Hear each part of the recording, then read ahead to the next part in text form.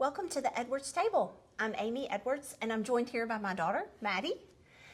This season, we're going to sit down right here at the Edwards dining table and have great conversation about my wildly messy story.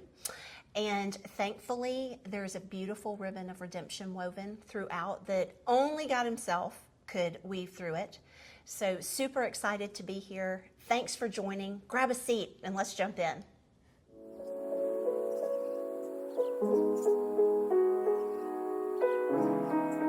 Well, hey, y'all. Thanks so much for everybody who's been following along this storytelling journey so far.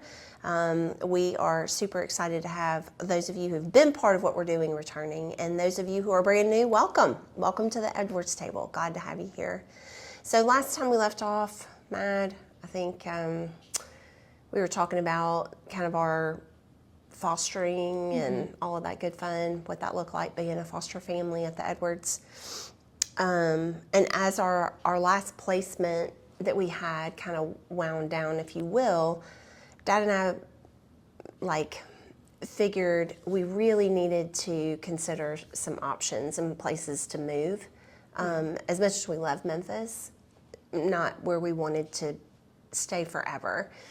And because of Dad's work, you know, jumping into a new career in IT training and stuff, obviously he traveled everywhere and got to see some really cool places. So he had brought me out to Austin, Texas, like a few years prior, I think, maybe, or within a few years of when we were fostering. And I fell in love, like threw a backpack on when he was working during the day, and I would just kind of tromp around downtown, and cool people, cool food. The weather was beautiful. And I was like, Kelly, this might be a really cool place to live. And up to that point, like Daddy and I had talked about moving, you know, out of Memphis, but like one of us or both of us would have a job situation, or, you know, there would be some health issue or something that was like holding us in Memphis. So I had been working in a church ministry job at that time. When I was doing that, I oversaw 2 different programs, and they decided to take, instead of paying a full-time salary, they made it into 2 part-time jobs. Right. And at that time, we couldn't afford that, not having health insurance and needing my salary. So that kind of clipped the tether for me to Memphis. And then with Dad, all he needed was an airport and Wi-Fi. Right.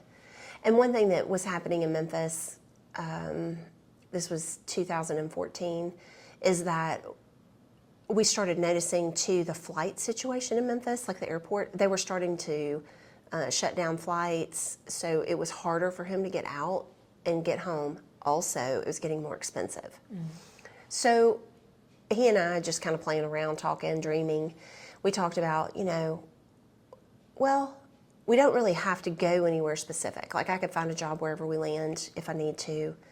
And, you know, with him, like I said, airport, Wi-Fi, we're good. Yeah. So we picked 10 or 12 cities around the country that we thought would be a really good place to like go raise a family. And over the course of a couple of months, I kind of looked into all of it and kind of narrowed things down. And one of the big things, so when we were in Memphis, you guys did a good part of your education private schools until we moved into an area of town that had some good public schools. But it was rare and to find. And then also, again, we wanted a new spot, so why not? So we narrowed it down, and when we did, we talked to you and Quinn. We're like, okay, so spring break was coming up, and we said we would bring y'all out to Austin, kind of let y'all look around and see what you thought, if you thought this would be a good place to move to. And then the other was Atlanta. In Atlanta, we have family there. It's close to all of our family. So we've been to Atlanta a bajillion times, so we were like, you know, y'all know what to expect in Atlanta, but let's go look at Austin and let's see what y'all think. And so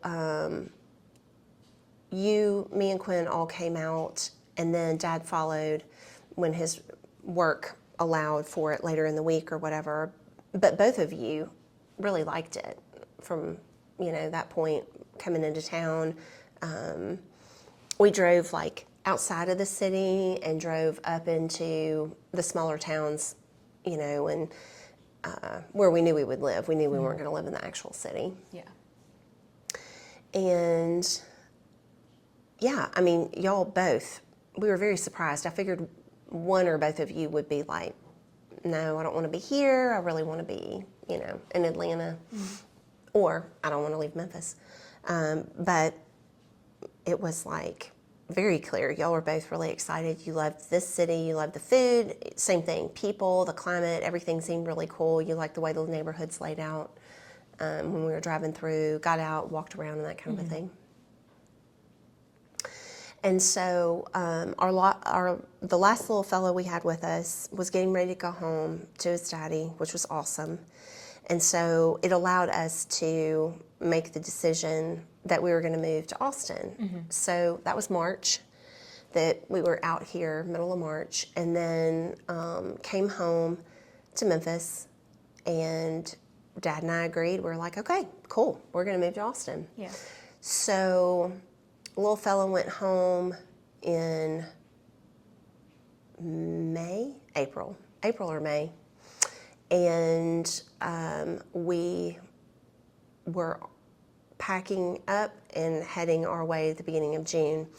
And when we were in the midst of packing, like I knew we were meant to come out to Austin, but then I was also a little bit skeptical of like, why would God want us out here away from family? And I mean, we're not talking like an hour, we're talking almost 1,000 miles. Like it's a haul from everyone, right? It's a plane ride, or it's a 2-day trip in the car.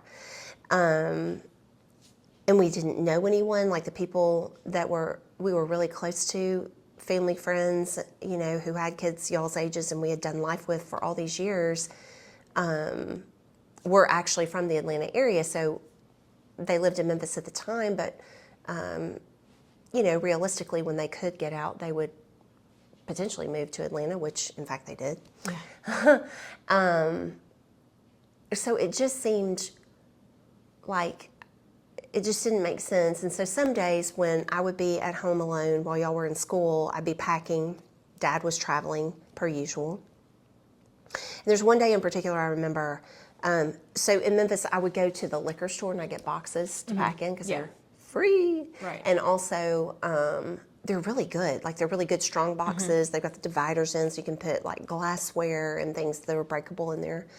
And I was sitting there just kind of having an out loud conversation with God, and I was pitching a baby fit, as I do a good bit, and whining about, not understanding the why, like excited, but also scared and nervous. Because I wanted to make sure we were making the right choice for you and Quinn and for Dad and I and all the things. And so I was like taking the tape dispenser and yanking it over a box and saying something out loud to the effect of, can you just tell me?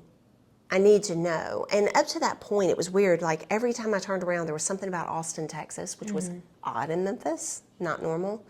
And like on the TV, there would be a commercial of come to Austin.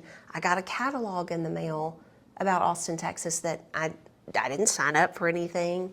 There was somebody driving by and they had an Austin sticker. There were people walking in the neighborhood and the dog had a UT Austin bandana. I mean, like every time I turned around, there was all this Austin stuff. So I'm sitting there, I'm pitching my baby fit, and I take the tape gun and I was like, just tell me where you want me to go. And I looked down and it was a Tito's box, which Tito's is vodka that's made here in Austin.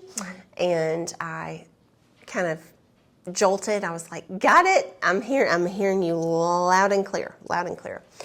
We are moving to Austin. Don't know exactly why, other than we feel like that's the place to go. So time comes, it's time to pack our things, and we had some friends who were able to help a little bit, which was great. So day of packing the moving truck. So we rented a U-Haul and a trailer. And when Dad went to go pick the truck and trailer up, he had gotten paid and deposited his check. And for some unknown reason, the bank held the whole thing. And typically they didn't do that. Yeah. And so we're like, we needed that check to clear to have enough money to be able to pick everything up, travel, stay in hotels, eat, all the things. Plus, you know, we were getting a house, we were going to rent a house when we got here, and I had already gotten that all lined up. So, very stressful that morning. Finally, the bank opens. We get it all figured out. They get everything transferred in. Money comes available in the moment, which is great. Meanwhile, the people at the U-Haul company tell Dad, we don't have a trailer for you. Well, that was unacceptable. We had to have a trailer because we had 2 vehicles and only one of us could drive. You know, Quinn wasn't old enough, and you certainly weren't either. Yeah. At 10, 11 years old, or 10. Either one of those, yeah. And so, so a couple hours go by. Finally, Dad gets that. The friends that were trying to help us move couldn't stay very long, and that ate up most of the time they could help. But thankfully, they did help, and so we were able to get everything loaded up onto the truck, and we rented a 26-foot long truck, packed that to the gills, took Dad's pickup at the time that he was driving, which had a wee little cab, but enough where we could cram some more stuff in. So we put so we had a cat, we had a dog, and not just a dog, but a lab, so she's not a small dog, and then 2 tweens, and me and John. So we crammed as much as we could into the cab of Dad's truck, mostly like what we needed immediately. So like suitcases, pet supplies, that kind of a thing. And then we packed my car down, and one of you rode with Dad, one of you rode with me, and then the cat rode with Dad and Quinn, and then the dog rode with me. And I think you and I went first together. Yeah, we went, yeah. And so fun facts about the dog, Molly was her name, and she absolutely hated riding inside of a vehicle. She loved being in the truck bed, if she could be in the back of the truck, but not inside. And she would whine incessantly until we stopped. Like for hours, she would just whine constantly. Again, she's like 80 pounds. She's not little. Yeah. She's not quiet. The cat meowed incessantly. Yeah. So it got to a point where Dad and I would trade off animals because, like, you would listen to the whining or the meowing and then try to trade to calm it down. So as we were leaving town, the other thing that we had to do was we had to change mobile service carriers because I can't remember who we used at the time, but they weren't out here in Texas. And so we went to the mobile phone store and on our way out of town, which that never goes quickly. No shade thrown to the mobile phone companies, but y'all, that was like hours that we weren't expecting. So I think we finally left Memphis at like, I want to say it was like 6 or 7 at night, very beginning of June, and started our trek out. Well, first of all, 26-foot truck with a trailer that has a truck on it as well. You're not going fast, okay? Second of all, from Memphis to Texas, you go over the Mississippi River into Arkansas, and you're on usually Interstate 40. Also, when you get to certain places in Arkansas, if there is a major traffic accident, it will shut down the highway. Right. So we get on the highway, we fed everybody, got everybody's phone situation settled, got in the car, in the truck, and started heading. We had not gone maybe an hour and 30 minutes into the trip, and the highway shut down. And where we stopped, there was no exit to leave the highway. There were no access roads. I mean, we were like in the middle of thousands of acres of rice and soybeans in the middle of the state of Arkansas. And we sat, I think, for like 2.5 hours before we even rolled a tire over one rotation. I mean, we literally sat there. So it's June, it's hot. Also, we don't want to just constantly run the air, so we're turning it off, rolling the windows down. Then getting too hot, it's rolling the windows up, turning the air back on. Yeah. It's super fun. Everybody's tired because it's been, we've been loading up all day. Everybody's emotionally drained because this is the only city that y'all have known as home. It's where I was raised. So a lot of tearful goodbyes and whatnot, a lot of excitement, many of the feelings. So it's probably, I think it was like 10 o'clock when we stopped, dead stopped in the middle of the highway. Midnight or 12:30, we start getting to move a little bit. And what they did was they opened up the emergency lane, pulled all the traffic into the emergency lane, and then took us off of the highway. To this day, I have no idea where we were. We are crinkling around, whatever. And again, where we were, not great cell coverage. So trying to find, like, is there someplace we can go? Just grab a hotel, whatever. So Dad and I are talking to each other on the phone as we're driving now. And we agree. We're like, okay, look, it's not worth pushing this trip because it's going to be a 2-day trip no matter what. Let's just find a place to spend the night. We'll get up, get some good rest, get up in the morning, get a bite to eat. It'll be great. Okay, great. We find some place. We get a little something else to eat. We get a hotel room. Everybody gets to sleep.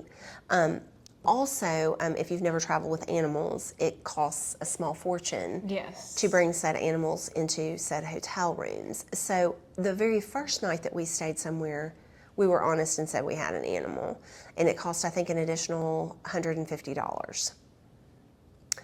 So here we are with a cat and a carrier who is crying incessantly, a dog who is losing her mind in the truck. So finally we get her out, let her run, let her potty and all the things, so she's good. Go in the hotel, get everybody situated. Finally, everything calms down. Yeah. By this time, it's like 1:30 in the morning. Everyone's exhausted and really delirious. So we go to bed, get up the next morning, and have breakfast, get back into the car, back into the truck, get everybody, all the displeased animals. Well, our vet had told us to give Molly Benadryl. And so we give her a Benadryl. It does nothing for her. So we give her another Benadryl. Still nothing. And I'm like, okay, I mean, she's 80 pounds, but also, like, I don't want to make her sick or whatever. Yeah. Of which we did, because, I mean, the Benadryl just killed her little tummy. Mm-hmm. So we had that to contend with as well when we were stopping. So day 2 of the drive, I get a phone call from this real estate agent that I've been working with to get us a house. And she's like, so I said, well, great. I called her to check in. I said, we're on our way. We'll be in town tomorrow to sign the paperwork and transfer the funds and whatever else. And she was like, oh, yeah, about that. I'm really sorry, but that's not going to work out. And I'm like, what do you mean it's not going to work out? Like, literally, we are driving into town. And she then tells us, oh, by the way, well, a lot of people get scammed. And so until you come in person, we don't even, I mean, yes, you filled out the paperwork or whatever, but like until you're here, to which I said, well, why didn't you say that to me? Because we could have flown into town weeks ahead Yeah. signed the lease, given the money, done all the things, and moved in this weekend. She said, well, not to worry. There are plenty of houses on the market to lease. We'll find you one. I'll have several for when you get into town. Okay, fabulous. So we're coming into town in a moving truck, not knowing where we're now going to live. Fabulous. So we keep driving. We just spend the night one more time, I think outside of Dallas. If I'm trying to remember, but I'm pretty sure it wound up being 3 days. A little bit the first day, a full day, and then a little bit on the second day. Well, so we get to this hotel again later at night, and this time around, Dad's like, I am not spending another room's worth of charges on these animals. And I was like, well, what do you mean? He goes, just follow my lead. Okay.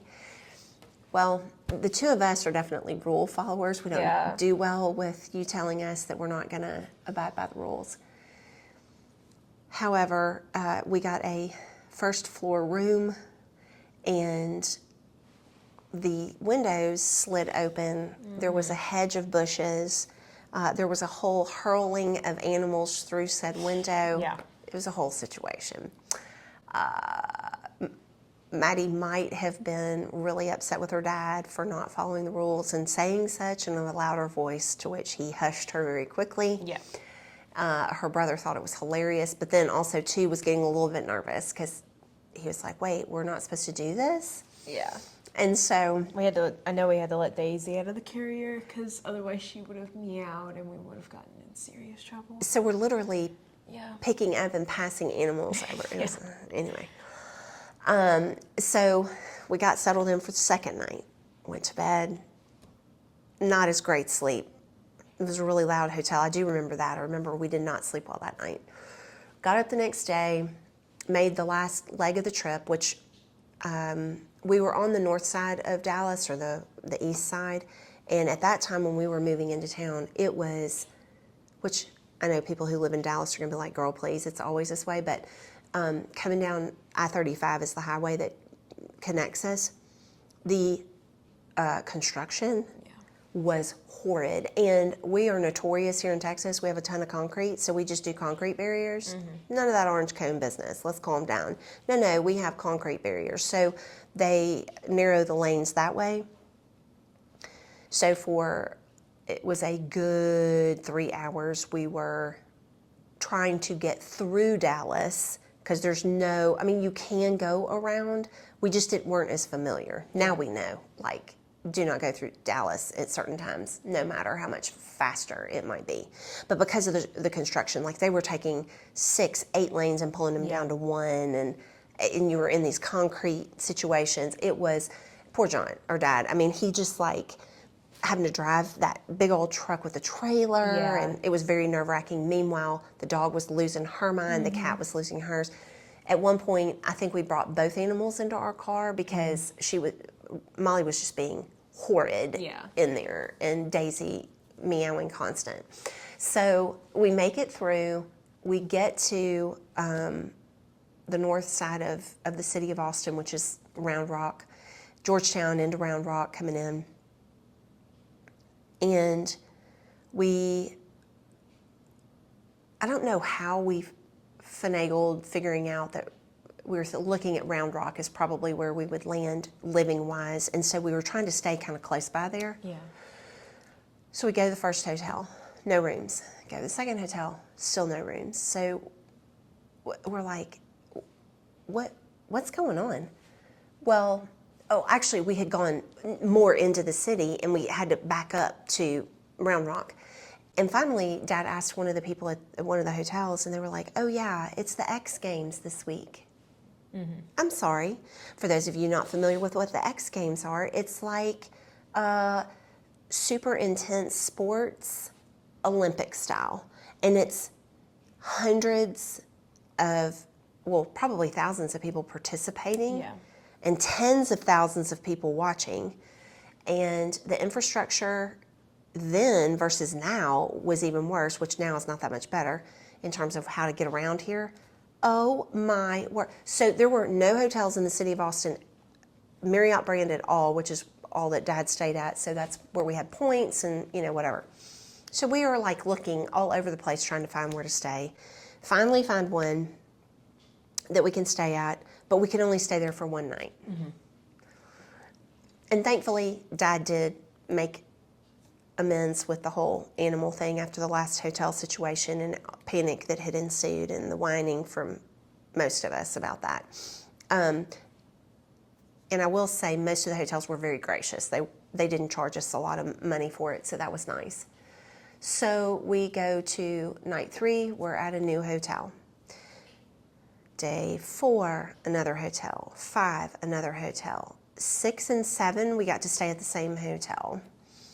All the while, every day, Dad's working, doing computer trainings. Thankfully, he was able to stay with us. He wasn't having to leave and go someplace else, But then I would take you and Quinn, the cat and the dog. We would all go in the car and go on a little day adventure together. Yeah. Mm-hmm. Mm-hmm. We were finding great places to eat, fun places to hang out. For those of you who maybe aren't remembering back to when you were 11 and turning 15, we were ready to find a house and be done with all of this. And also, I was working with the real estate agent to try to find a house. So when Dad wasn't working, then we would go look at houses and whatever else. So it was insanity. It literally was insanity. So finally, on day 7, the real estate agent calls and she says, I've got 2 houses I want you to go look at with me. And this one person, they can get you in September. I'm like, yeah, okay. No. Like, we need a house today. We need to sign the lease, be able to start moving in tomorrow. So that's what the goal is here. So we go look at this house, and it hits all the marks of where we want to go in Round Rock. And I don't know why I was drawn there, because the high school really academically was not maybe the most ideal at that time. However, I felt comfortable and confident with where we were headed in terms of elementary and middle for you. Mm-hmm. And I figure with Quinn, I didn't worry as much for him. Like socially, I knew he would find friends. And then with the golf team, that's what he was most worried about. Yeah. So it was actually a good fit for him. Well, we go look at this house. And because we had lost everything back in 08, 09, we did not have stellar credit to repossess cars and all the things. Not a lot of good credit there. So that was another struggle for us being able to make a deal long distance. Right. And I understand. Yeah. Like, it makes sense. I just wish she would have said, because the way she made it seem, I mean, we had a check in her hand and we had filled out the application, all the things, and she was like, oh yeah, we're good to go. Well, good to go means, okay, great. We're going to be there and you're going to give me keys. Yeah. So, in any case, so we go look at this house, and this younger fella, who we find out is the owner, comes and shows up and introduces himself, and he's with an older gentleman that we are assuming is probably his dad or a family member, because they look very similar too. So it was kind of like, I mean, they could be related, and if not, they, obviously they are close if he's talking business with him. So in any case, we talked to him and introduced ourselves, and he was nervous and leery of seeing our credit score and whatnot. But the interesting thing was like all of our bills for the past several years have been on time and current and all the things, but we hadn't made any large purchases. Yeah. And so there was no way to really quite build the credit, if you will, because we don't use credit cards. And so anyway, it makes it a little tricky when you've had bad credit in the past to get your credit back up again. So we meet him. Thankfully, that went really, really well. Mm-hmm. And Dad told him, he said, I've been in the building industry for years. anything that goes wrong in this house, I can fix it. And even if I can't, like if it's a wiring issue and we need to get an electrician in here, I know what to look for. So like even if we have to call the service guy in to do something like that, I can still tell you if he's doing it correctly or not. And so, so thankfully that worked out. So in the interim, I think on the fourth day, we finally were like, okay, we've got to board the animals because this is just awful, trying to drive them around. The poor cat not having a litter box, you know, I mean. Terrible for her. Yeah. So it's like, okay, we've got to, I mean, she had a litter box, but like it was at the hotel. So like you couldn't really take her out and then she'd get all up in Dad's business when he was on camera. You know, you can't have that while he's trying to train computer software to major companies. So I'm also in the midst of trying to find like where we can board them. And I finally found a veterinarian's office that was in Round Rock, but it was way far away from where we lived. But I didn't care. I was like, I do not care. The whole X Games thing was like sending everybody into this whole tailspin here. Like there was nothing that you could get services for. You couldn't find hotels. You couldn't rent a car. You couldn't. It was crazy. So I finally find this place in Round Rock. And I am in tears talking to this young lady on the phone. And I said, listen, I'm so sorry. We literally just moved here from Tennessee. I have been driving our lab and our cat around for the past 5 days now. And I just need them to be taken care of so we can move into our new place. We have a house now that we're looking at. At that point, I didn't know we had one. So I need it to be flexible, how long we can let them board. And she was like, ma'am, we just don't have space here.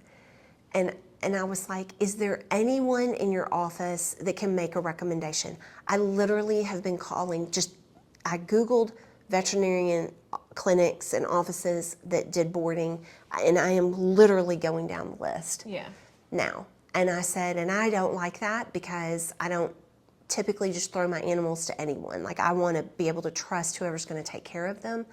And I said, but something has got to be better than what we have going right now. She said, give me 30 minutes. Let me talk around our office and let me see. So I'm not 100% sure, but I'm almost confident that one of them took Molly home because large breed dogs have to have their own kennel kind of thing. And she asked me, she was like, well, could we put the cat in with her? I was like, absolutely not. The cat would be dead. Like, they got along, but also the cat had claws and would kill the dog and the dog would kill her. It would be a bloody mess by the end. So I said, no, they can't stay together. They can be out together. I said, but putting them in an enclosed space, it would not be good. Molly was a hunter, and Daisy was too. So she said, okay, well, let me check and see if I can figure anything out. And so she calls back later, and she said, well, great news. We've got something figured out where we can take care of Molly. We've got a place for Daisy. And I was like, fabulous. When can I bring them? Got that settled. Got them over there. So that was, I think, the 5th day. And then the 7th day, So also when we booked this truck, we had it for a set number of days. And then for every day after, it was like $150 a day extra, I think. It might have even been, well, it was more than that because we had the trailer too. Oh, yeah. And we had a dolly, and we had blankets, and all of the things that you rent, you know. So we're getting charged. I think we only had the truck reserved for 3 days. And so we're on day 5, then we go to day 6, now we're on day 7. So day 7, we still didn't know what was going to happen. And we found, Dad and I were talking, and we're like, okay, well, we can't afford. It's going to be cheaper to go rent a storage unit for a month than it is what we're paying daily in fees and fines on this truck. So we take the truck, we go, we find Uncle Babs, and it is 113 degrees in Texas that day. And the four of us unload the moving van, or truck. It was not a van, it was a truck. All 26 feet of it into a, I don't know what is it, 12 by 12, the biggest one that they had, storage unit. Floor to ceiling, got everything unpacked. Drove to Home Depot to go turn in the U-Haul. And the three of us sat out in the car while Dad went inside. And I mean, we're running thin on money, like because we're staying in hotels and having to eat out and whatever. Yeah. And it's like, and we did not anticipate having to pay Right. all that extra Yeah, money. yeah, no. Hundreds a day is what it was adding up to. I think by the end of it, it would have been like $1,300 that we would have had to pay extra. It was insane. And so Dad goes in and he tells me, well, I'm going to see if there's any way I can finagle them taking a little bit off of this, at all. And so he goes in and he comes out and I see his eyes, he looks kind of teary. And I'm like, oh God, like, Like, did you beat someone up? Like, what? Are the police coming? Yeah. Is he coming to kiss us goodbye? Yeah. And he comes and gets in the car and he looks at me and he said, you're not going to believe this. And I was like, what? And he goes, I told the lady just a quick version of the story of how we got here and what we've gone through to get here. And she said nobody should move to Texas and go through that. And so not only did they not charge us the extra fees for all the extra days we had held onto that truck, but she charged us less than what we should have paid. And that was like amazing. And so that was that day. And then it was the next day, I guess the sixth day, then the seventh day, we went and looked at the house and finally were able to get everything situated. On day 8, we got the keys. Yeah. And were able to move in. Yeah. Thankfully, Uncle Bob's had a little box truck, and so we made sure too when we unloaded everything, we did it in a way that we knew what we had to have, which were beds, so we could access mattresses easily, and we could do without really anything else. Yeah. The other thing was I put all of our bedding into garbage bags, and that is what we packed Dad's truck with, so that I knew going backwards, and everybody had a suitcase with a week's worth of stuff in it, so you had clothes, everybody had clean clothes. Obviously I had to do laundry, so one of the hotels we stayed in was like having to get a roll of quarters, felt like I was in college again, but did laundry for everyone. And, we made do with what we had and where we were, but it really was, that was 8 days of not knowing where we were going to land, not even sure that we were going to find a place. It was insanity. And then switching hotels literally every day except for, I think, days 6 and 7. We finally got to stay at the same hotel, and we got to stay in a nice hotel. It was a full-service Marriott, so it was like everybody got their own bed. There was no cot sleeping or sleeping on the floor or on the sofa pull out, So, yeah, that making our way out here was definitely wild. And what was funny was that the 8th day when we got keys to the house, we pulled the beds in, brought a few pieces of furniture. I think we had like your rocking chair from your nursery and maybe 1 or 2 other things. And then I grabbed some of the boxes for the kitchen, and the next morning I took Dad to the airport because he left town to work. Yep. And the 3 of us were home and started loading the truck at Uncle Bab's, making trips back and forth. And Dad went, I think, on a 2-day trip, came home, and like we all just, kept bringing stuff from storage. We only paid the 1 month because we unloaded it 2 days later, started loading it back up again. And then, within 2 weeks, we had moved everything back out, got everything into the new house, and it was all hands on deck, just unloading boxes, getting the boxes out of the house, and really getting settled in. Yeah. So, yeah, that was an 8-day whirlwind of, I cannot believe. Yeah, and the best part was the first night we stayed there too. It was the night after you had taken Dad to the airport. Was they were like, "Oh my gosh, a tornado's blowing through the area," which never happens over in Austin. Correct. Because they don't have sirens. Right. Because of how rare that is. And so we did not have our bed frames at the time. We're just like sleeping on the floor on our mattresses. We're like, this is just great. This is terrific. Yes. I had a bag of Doritos for dinner and now this. I know. Like, it's terrific. I know.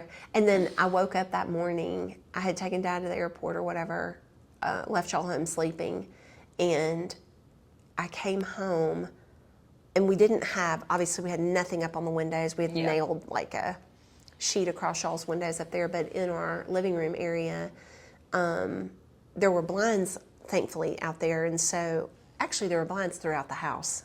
So that was good.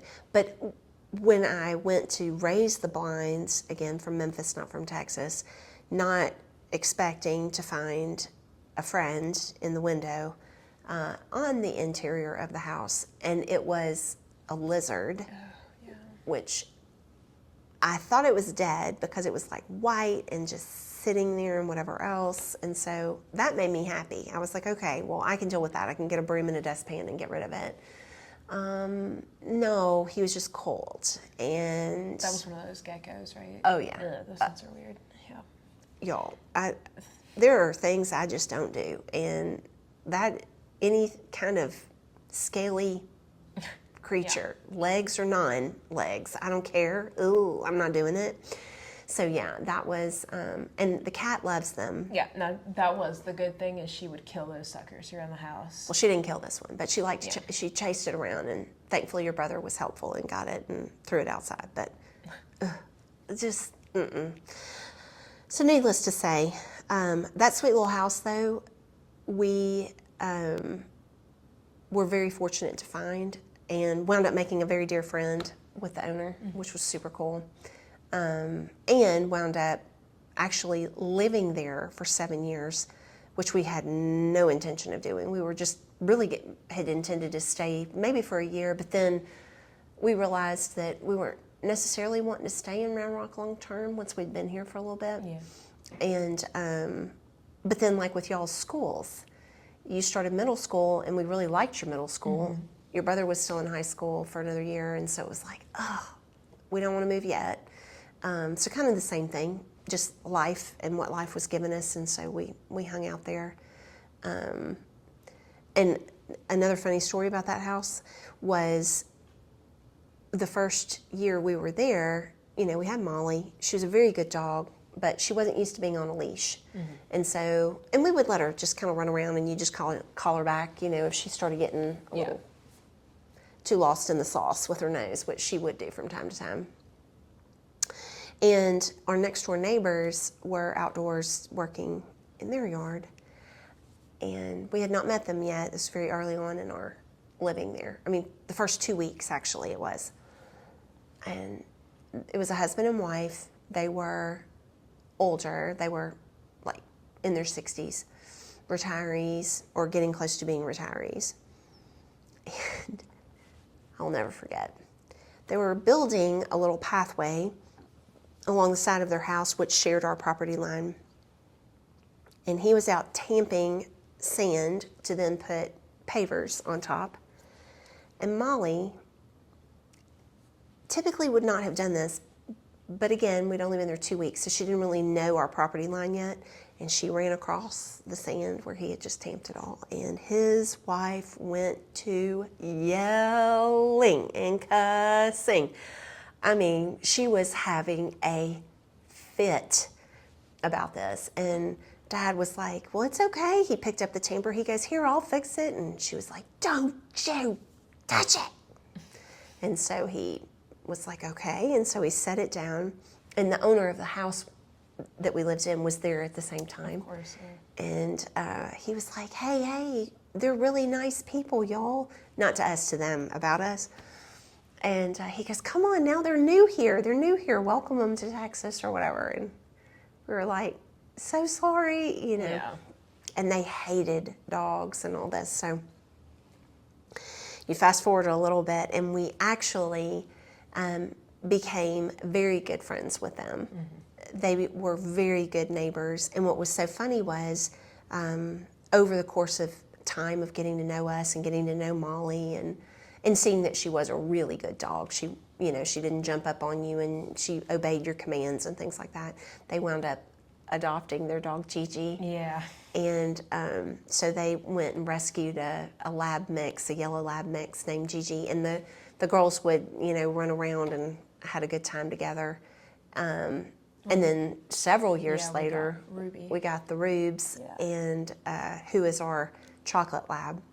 And she and Gigi were besties. When Ruby was just a wee little puppy, we would take her over and let her go run around in the yard, in Gigi's yard with her, and vice versa. They'd bring her over and let Gigi run with Rube. But and then they wound up staying in touch with us. They moved several years later, but we stayed in touch up until, I don't know, just recently. It's been a while since we've heard from them. I wouldn't be surprised if we would hear from them again. Yeah. But we don't keep in close contact like we did. But they were a really cool couple, And so it's funny too, because after that first interaction, we were like, oh, yikes. Mm-hmm. And he was always very gentle and seemingly pretty sweet. And she was very abrasive and abrupt. If you listened to her tone of voice, but if you listened to what she was saying, she was a very kind person. Mm-hmm. And that had to do more of her background and how she was raised. She had a really cool story of what she and her family endured and overcame. But having that, she had a very thick accent, and sometimes it would just, it would come out, and you were like, that was very intense. So, yeah, so we made our way here, and I definitely think, too, I think it was funny in those first months of being here, like you started your 5th grade school year, that school year, and we lived on the same street as the school, but because we were from Memphis and we were used to just the crime rate, and you just didn't go out by yourself and walk to school, and things like that. We moved here, and it was like we had moved to Mayberry.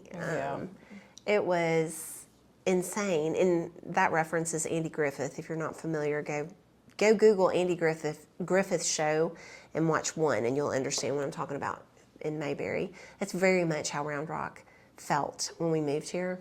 And so many children would walk to school unattended and whatever else, and Dad absolutely was not having that. Albeit we walked to school every day. Yeah. I didn't let you go by yourself, even though we lived, I think we counted 12 houses from the school. Yeah, it was like one block. Literally. You could see where the hill went up to the school from where we were. Yes. So. Yes, and it was your entrance door even. We were on that side of the school where you went in that door to go up to your class or whatever. But that's one thing I was super thankful for. You got to come into a great environment with your teacher. Yeah. Miss Ligon, she was incredible. Yeah. And the state of Texas, a little further ahead in certain academic areas than what you came from, and so you had quite the uphill battle to fight to get on grade level. Yeah. And but did it really, really, really well. Yeah. I was a little peeved because they kept throwing me in help classes I didn't need help in. And I'm just like, okay, look, Just take me out of here, please. I I- don't need this. I know. Took one recess, and then they're like, okay, yeah, no, we're not throwing her in here. Like, thank you. Yes. Well, and I think too, I mean, like if you're moving schools from state to state, different things are required at different times, even though you may have to accomplish the same things. It may not be in your fourth grade year, it might be your fifth grade year and vice Right. versa. And so that's what you bumped up against. And it was really evident in math and not really as much in your other subjects, other than you were behind in Texas history in terms of what they taught earlier in elementary school you hadn't been exposed to necessarily. But in middle school, they made up for that. I mean, because everybody in middle school takes the same. Yeah, you take at least 1 year of Texas history, so Yeah. yeah. And good job, Texas. We should know all about our state that we live in. I agree. Actually, in the state of Texas, fun facts, you have to take Texas history if you want to be a teacher here. Interesting. I know that what we've talked about today, in terms of like coming out to Texas, and in the time that I was talking about, we really didn't know the why. We knew we were meant to be out here because it just fell into place, if you will, when we were still in Memphis, like with you and Quinn really liking it out here and did not push at all. In fact, like I said before, I'm very surprised, especially with Quinn, because he was a freshman in high school. So Yeah. I could see for you to say it too, because you were going into fifth grade, so you still had one more year before you went to middle school. Yeah. But also, given kind of both where you both were at that time at your schools, there was no love lost, I don't think. Nope. And so it was wild how it all worked out. And in the next few episodes to wind down this season, I can't believe we're going to do that. We'll talk way more about how God has been woven throughout. Like, obviously, He was very intentional of bringing us to Texas Yeah. in terms of who we've met and things that have happened and why He's placed us here. But to this point, other than we knew we didn't want to be in Memphis and we wanted something different for the two of you to experience, so you could see something else other than just Memphis for your childhood. That's pretty much why we landed here and how we got here. Like I said, it was crazy. Yeah. Blessings. But we did make it. Yes, we did. Well, y'all, I'm going to stop us for now. And thank you again. Love having everybody come to our table and sit down and just hear a little more about my story and kind of who we are and why we're here. Definitely want to make sure you're always welcome. So until next time, thanks, y'all. We'll see ya.